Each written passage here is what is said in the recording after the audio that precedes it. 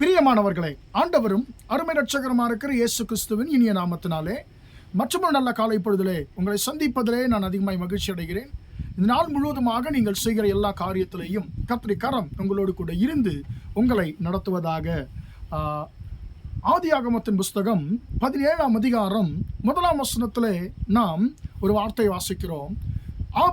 ஆபிராம் 99 வயதான பொழுது கர்த்தர் அவருக்கு தரிசனமாகிறார்.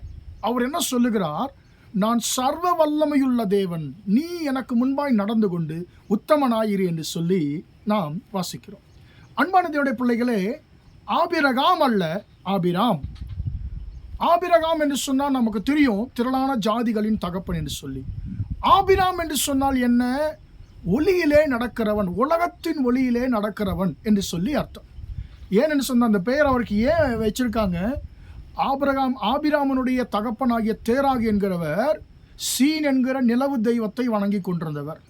எனவே அவர்களுக்கு ஒரு நம்பிக்கை இருந்தது, நிலவு உலகம் முழுவதற்கும் வெளிச்சம் கொடுக்கிற ஒரு தேவனாக இருக்கிறபடினாலே, அவர்களுடைய தேவனாக இருக்கிறபடினாலே, அப்போ உலகத்திற்கே ஒளியாக இருக்கக்கூடியதான நிலவு தெய்வத்தினுடைய ஒளியில நடக்கிறவன் என் மகன் என்றதான அர்த்தத்திலே அந்த மெசபத்தோமியனாகிய அந்த தேராகு என்கிறவர் தன்னுடைய மகனுக்கு ஆபிராம், உலகத்தின் ஒளியிலே நடக்கிறவன் என்று சொல்லி அர்த்தம் கொள்ளுகிற ஆபிராம் என்ற பெயரை அவர் வைக்கிறார். இப்போ அந்த ஆபிராமை சர்வ வல்லமையுள்ள தேவன், ஜீவனுள்ள தேவன் சந்திக்கிறார். அன்பான தேவனுடைய பிள்ளைகளே, அவரை தன்னுடைய தகப்பன் வீட்டை விட்டு அவரை அழைக்கிறார். சில வருஷங்கள் போகிறது, அவருக்கு 99 வயது ஆகிறது. அப்பொழுது கர்த்தர் மறுபடியும் அவரை பார்த்து சொல்லுகிறார், நான் சர்வ வல்லமையுள்ள தேவன் என்று சொல்லுகிறார்.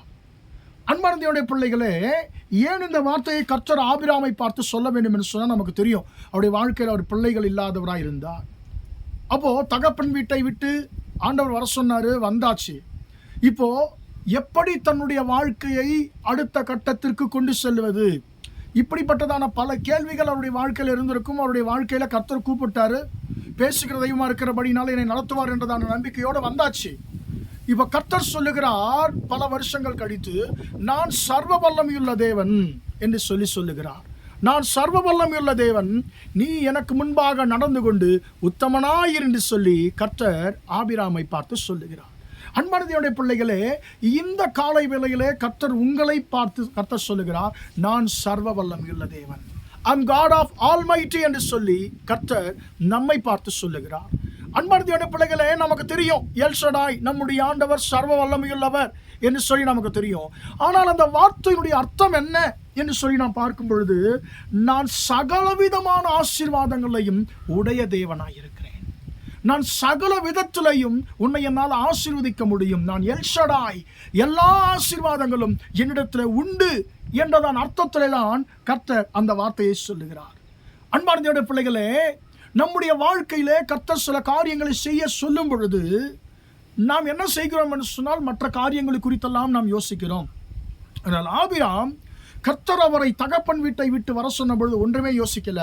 இவர் பேசுகிற தெய்வம், நிச்சயமாக இவரை நடத்துவார் என்று சொல்லி அவர் விசுவாசித்து வந்தார். அதே போல கர்த்தர் அவரை பார்த்து சொல்லுகிறார், ஆபிராமே, நான் எல்லா விதத்திலையும் உன்னை ஆசீர்வதிக்க முடியும், நான் சர்வ வல்லமையுள்ள தேவன் என்று சொல்லி கர்த்தர் சொல்லுகிறார்.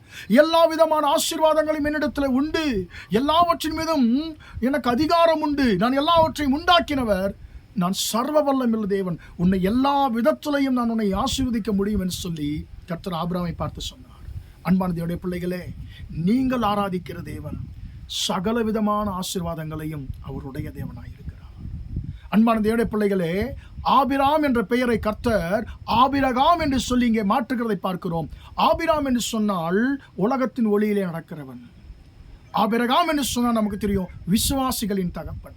இன்னும் அதை சரியாக சொல்ல போனால், இன்னும் ஆழமாக சொல்ல வேண்டும் என்று சொன்னால், எபிரேய மொழிபெயர்ப்பு வேதாகமத்தில் அது என்ன, எப்படி அது அந்த வார்த்தை ஆபிரகாம் என்ற வார்த்தை எழுதப்பட்டிருக்கிறது? கர்ப்பங்களின் தகப்பன். ஒரு பிள்ளைக்கே அங்கே வழி இல்லை, ஆனால் கர்த்தர் கொடுக்கிற பெயரை பாருங்கள், ஆபிரகாம், கர்ப்பங்களின் தகப்பன், திரளான கர்ப்பங்களின் தகப்பன். ஒரே ஒரு பிள்ளை பெற்றெடுக்க கூட சாராளுக்கு பலன் இல்லை. ஆனால் கர்த்தர் சொல்லுகிறார், அவள் மூலமாக நான் ஜாதிகளை நான் கொடுப்பேன், ராஜாக்கள் அவள் மூலமாய் பிறப்பார்கள் சொல்லி கர்த்தர் சாரா என்ற பெயரை சாராள் என்று சொல்லி மாற்றுகிறார். அன்பான தேவனுடைய பிள்ளைகளே, ஒன்றுமே கிடையாது, ஒரு ஆசீர்வாதமே கிடையாது. ஆனால் கர்த்தரை நம்பினார்கள். கர்த்தர் சொல்லுகிறார், நான் சர்வ வல்லமையுள்ள தேவன், சகல ஆசீர்வாதங்களையும் உடைய தேவன் நான் என்று சொல்லி கர்த்தர் சொல்லுகிறார். அன்பான தேவனுடைய பிள்ளைகளே, இந்த காலை வேளையிலே என்னுடைய தேவை எப்படி யார் சந்திப்பாங்க, என்னுடைய தேவைகள் எப்படி நான் சந்திக்க முடியும் என்று சொல்லி ஒருவேளை உங்கள் தேவைகளுக்காக அல்லது நீங்கள் எடுத்து வைக்க வேண்டிய அடுத்த அடிக்காக நீங்கள் யோசித்துக் கொண்டிருக்கிறீர்களோ, கர்த்தர் இந்த காலை வேளையில் உங்களை பார்த்து சொல்லுகிறார், ஐ அம் காட் ஆஃப் ஆல்மைட்டி, நான் சர்வ வல்லமையுள்ள தேவன், எல்லா ஆசீர்வாதங்களையும் நான் உனக்கு என்று நான் வைத்திருக்கிறேன், நீ பயப்படாதே, நான் உன்னை நடத்தி செல்லுவேன் என்று சொல்லி கர்த்தர் சொல்லுகிறார். எனவே அந்த சர்வ வல்லமையுள்ள தேவனுக்கு முன்பதாக நாம் உத்தமர்களாய் நாம் நடந்து கொள்ளுவோமா? ஜெபிப்போம். பிதாவே, நன்றியோடு துதிக்கிறோம், ஸ்தோத்திரிக்கிறோம் ஐயா. இம்மட்டுமாக இந்த வார்த்தைகளை கேட்டோம் உடைய பிள்ளைகளை நீர் ஆசீர்வதிக்கும்படியா ஜெபிக்கிறேன். நான் சர்வ வல்லமையுள்ள தேவன் என்று சொல்லி ஆண்டவரே நீர் ஆபிரகாமுக்கு ஆண்டவரே நீர் வெளிப்படுத்தினீர். எல்லா விதமான ஆசீர்வாதங்களையும் நீர் உடைய தேவனாய் இருக்கிறீர் ஐயா. அந்த எல்லா ஆசீர்வாதங்களையும் ஆபிரகாமுக்கு நீர் கொடுத்தீர் ஆண்டவரே. அதே போல ஆண்டவரே உம்முடைய பிள்ளைகளுக்கும் ஆண்டவரே நீர் சர்வ வல்லமையுள்ள தேவனாய் இருந்து அவர்கள் எதிர்பார்க்கிற எல்லா ஆசீர்வாதங்களையும் அவர்களுக்கு தேவையான எல்லா ஆசீர்வாதங்களையும் ஆண்டவரே நீர் கொடுக்க போகிற உம்முடைய கிருபைக்காய் ஸ்தோத்திரம். இந்த வார்த்தை உம்முடைய பிள்ளைகளுடைய வாழ்க்கை நிறைவேறட்டும் என்று சொல்லி ஜெபிக்கிறேன். இந்த நாள் முழுவதுமாய் உம்முடைய பிள்ளைகள் செய்கிற எல்லா காரியத்திலையும் உம்முடைய கரம் கூட இருந்து நடத்தட்டும் என்று இயேசு நாமத்தில் ஒப்பு கொடுத்து ஜெபிக்கிறேன், ஜீவனுள்ள நல்ல பிதாவே. ஆமென், ஆமென். பிரியமானவர்களே, கர்த்தர் உங்களை ஆசீர்வதிப்பாராக. Praise the Lord, praise the Lord.